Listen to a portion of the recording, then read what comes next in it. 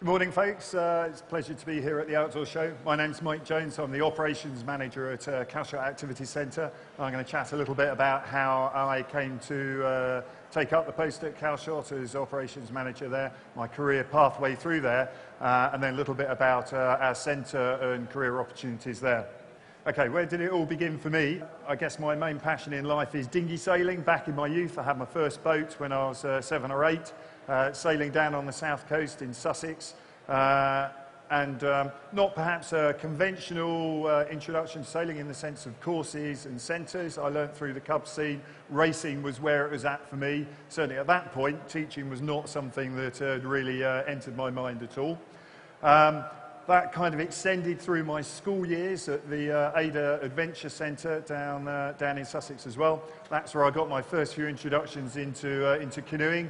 Somehow that just seemed to involve an awful lot of swimming under the bridge there on the Ada, as opposed to zooming around in dinghies and stuff, and a bit strange. But nonetheless, started to show me there was more to life than just sailing. My education years were at Brunel University. Again, I didn't have perhaps a classic introduction to the outdoor world.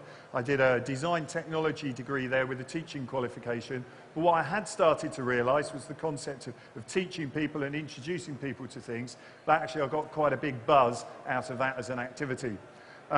University was great. Not only did it get me a degree, but it started to introduce me to climbing and walking and mountaineering and a variety of other activities. And meanwhile, I carried on with my sailing activities there. Still mainly in dinghies, but broadening out in terms of what was going on. From university, I took up a teaching post in Basingstoke in a secondary school. The teaching bit I loved. But what I actually found was I was getting an awful lot more out of my after-school clubs in terms of taking the young people canoeing, climbing and sailing type activities. And that was via some of the Hampshire centres at that point in time. And I was lucky enough that as a teacher within schools, the Education Authority actually helped support me starting to get some of my qualifications. So I did my dinghy instructor and started to get into my rock climbing. At that point, there weren't any national qualifications. And ironically, while I was still teaching in Basingstoke, I actually started to do my first qualifications at Calshot, where I went back to work some sort of 15, 20 years later.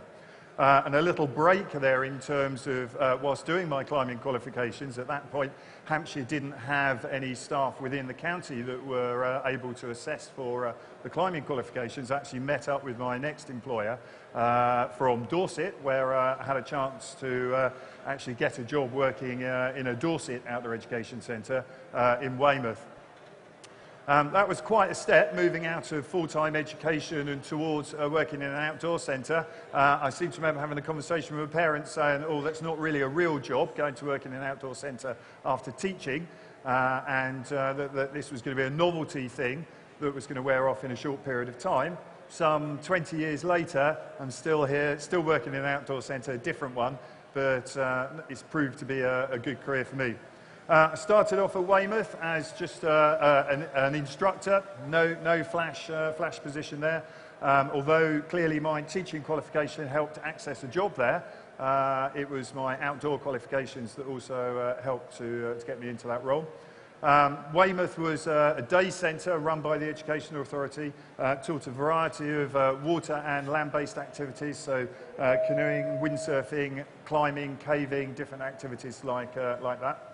And I managed to work my way up through the qualifications and positions that were there at the centre at Weymouth. I guess one of the things with both the centres or both the county councils I work for, they've been very good at their professional development. All the way through, they've encouraged staff to extend their experience, extend their qualifications, and that's what's helped me to progress through my career. And certainly at Weymouth, it was a case of what can I do to try and make myself a little bit different? How can I move forwards in my career? Never thought of myself as being particularly career-driven in that sense, but it was, if I'm going to move on in the industry, what's going to make a difference? I said earlier on sailing was my thing in the industry, but sailors are 10 a penny on the south coast. So they don't make you stand out, however good you are. I mean, I might be a reasonable sailor, but I'm not kind of a Ben Ainsley type person. What opened doors for me initially was my mountaineering qualifications, and the fact that at that point there were very few mountaineering instructors on the south coast, and to be able to train and assess other staff in their climbing qualifications, that was quite a step ahead. The other thing was, traditionally, I think many people in the outdoors are appalling with their paperwork, appalling with anything that's written, and that's definitely not a strength or an interest for them. Many people would say, actually, I'm not very good at my paperwork, but in fact, systems, organising things, getting groups of people together, that perhaps was something I had a bit of interest in. And a combination of this, perhaps some different qualifications, which opened doors to run these courses, and a bit of interest in how the centres run, how operational procedures are written, how risk assessments are put together, that suddenly started to open doors to me. And after 12 years of being at Weymouth Outdoor Centre, I managed to work myself up from instructor to director of the centre there, albeit a relatively small centre employing about 10 different instructors. After being there for some time, it kind of came to the point where I think actually I'm beginning to outgrow a day centre, and having been kind of a fairly big fish in a small pond, decided that I need to move on a little bit. And my career took a turn around again, back to Hampshire, where it all really begun for me. And in some ways it's quite nice to go back to the county and put a little bit back into the system which I'd kind of used in terms of gaining my qualifications. Calshot is the largest of Hampshire's 4 outdoor centres with something like 200 beds. We've got staff of about 80, 40 on the support services side, a team of 40-odd instructional staff as well. And I'm responsible for recruiting and manage those instructional staff. Calshot's been around for a fair while. The first buildings on site were put in by King Henry back in Tudor times. He built the castle on the end of our spit. We now manage this on behalf of English Heritage. We have a smaller bit of staff accommodation in there as well. It's got to be one of the coolest places, the castle Calshot, as a place to live. After where Calshot really grew up was during the early part of last century, where it was a naval air station for the flying boats. At one point there was something like 15 hangars covering the entire spit. Active service during both World Wars, and eventually closed down late 50s, early 60s, when Hampshire County Council took over the site. Bearing in mind that's some sort of nearly 50 years ago, at that point it's fairly innovative for a county council to take over such a large site. And then we started to put together a range of activities. Initially a water sports centre being based down on the edge of the Solent. It was then a case of, well, what can we do in the winter? Because water sports in the Solent in the winter is not perhaps the most fun thing to do. So it expanded out to what could we put into the hangars, and things like the climbing wall, indoor dry ski slope, and the velodrome bank cycle track were things that began to develop, along with a very strong field studies department, where we're out and about both on the water in the Solent, looking at life in and above the water, and out in the forest, looking at what's going on there. So who are our client groups at Calshot? Well, by number, by far our largest client group is schools and colleges. As I mentioned, we're part of Hampshire County Council. Our kind of reason for being there is providing a residential experience for outdoor education for schools and colleges. So we have a regular clientele that come in on 5-day residential courses, Monday to Friday, also at weekends. We like to think we offer a slightly different kind of product to many other centres, in the sense that it's very much about developing young people, as opposed to necessarily just being about the skills that we teach. So typically we can have anything from 150 to 180 young people in on these residential visits. Sometimes that would be one school, might perhaps be 3 or 4 different schools, all following bespoke programmes. We also run a range of skills courses, so pretty well everything that the national governing bodies have to offer. From the RYA, windsurfing, dinghy sailing, powerboating type courses, BCU paddle sports, and then on the land-based activities, as I've mentioned, climbing, skiing, track cycling, mountain biking out in the forest.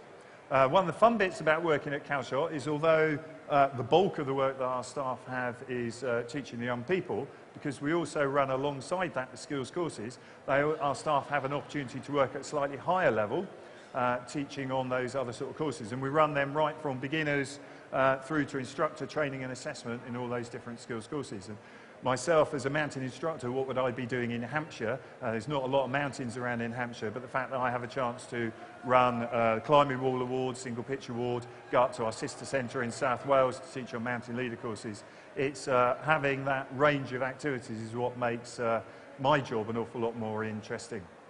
And likewise, it means that we've got a much higher level of skills within our instructor team at the centre than what we would have if all they were doing was just teaching the introductory courses.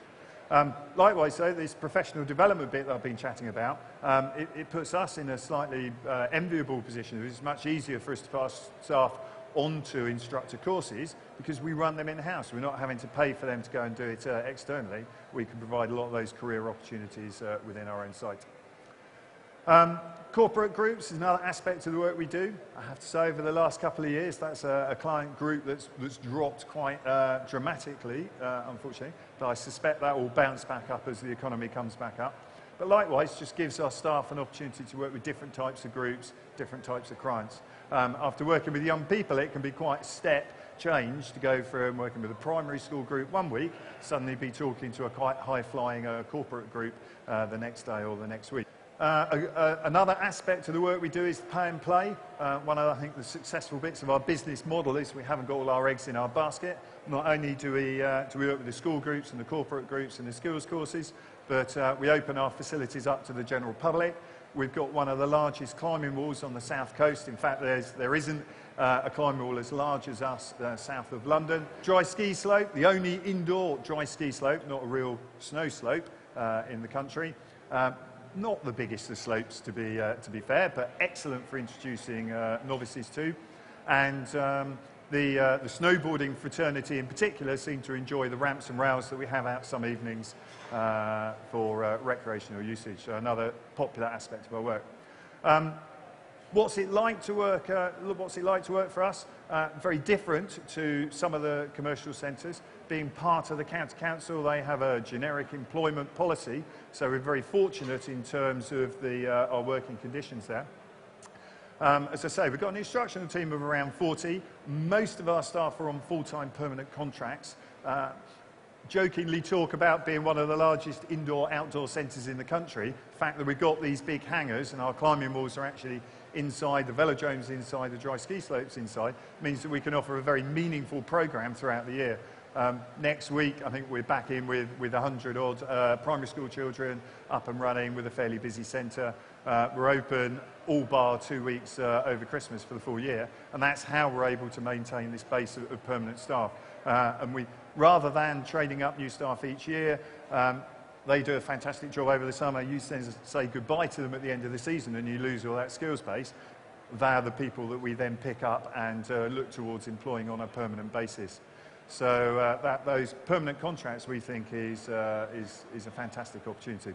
Conditions of service, as I say, county council, you know, there are pros and cons to being part of a large organisation, but one of the positive aspects is they're definitely not into exploiting the staff. We're able to demonstrate we work an average 37-hour week. I don't think anyone will kid you that working in the outdoors is going to make you a million, but nonetheless, it's you know, as far as the outdoor industry goes, we're able to offer a very good contract or package, I think perhaps would be the right word in terms of what's going on there. And as I touched on in terms of the instructor courses that we run, we're in an excellent position to offer this continued professional development to our staff on the basis of the fact that we're running those courses fairly regularly and we're not having to ship people out to do their qualifications at other centres. Do we believe in the power of outdoor learning? Do you believe in the power of outdoor learning? What makes Calshot perhaps slightly different is our instructors follow their group through the whole week. So when a school group comes to Calshot, you'll be allocated your group on the Monday morning. You follow them through the whole week in terms of what's going on there, and have a chance to develop a relationship with that group and to see them develop their self-confidence, their esteem, ability to communicate within their teams, which would not happen if you had a climbing instructor for your session on Monday and a different sailing instructor in the afternoon. So coming to work at Calshot is not just about being able to teach the activity. What you've got to do is really enjoy working with groups and seeing groups develop over the course of their stay. what sort of people come to work at Calshot, it would be unusual for Calshot to be a person's first place where they started their instructional skills. Because we need people to be able to teach this entire range of activities, nobody can come be an instructor across the entire range. We certainly expect people to have 2, possibly 3 national governing body instructor awards, so they may be perhaps a sailor and a windsurfer and may have some experience perhaps in climbing, might be able to ski but not necessarily a skiing instructor.